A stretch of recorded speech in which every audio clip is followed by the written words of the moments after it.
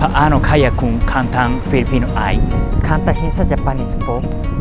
Kami po ay magkapatid Japanese na gusto maabot ang number 1 Philippines chats. Ngayon, kakantahin po namin ang isang kantang atin para sa inyong mga request sa Japanese. pakinggan niyo po hanggang dulo ha. Ito na po ang kanta. Sobanite ikarai yo ne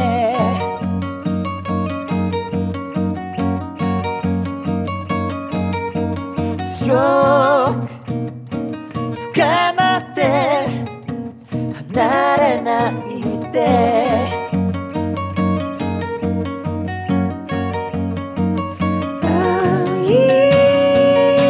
愛する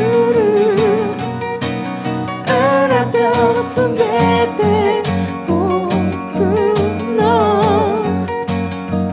ずっと